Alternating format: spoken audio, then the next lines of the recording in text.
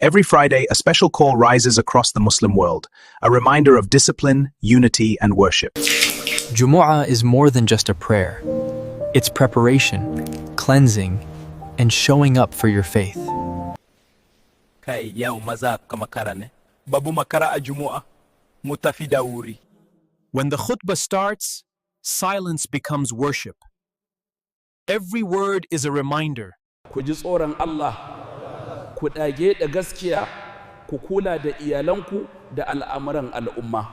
Jumu'a tana koya mana tarbiyya, ta koya mana ayyuka, ta koya mana kasancewa cikin al'umma da gaskiya.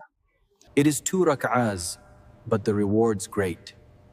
The greeting you give on Friday builds your future. Juma'a ba ta kaika masallaci ba kawai, tana kaika ga gyaran zuciya da gyaran al'umma.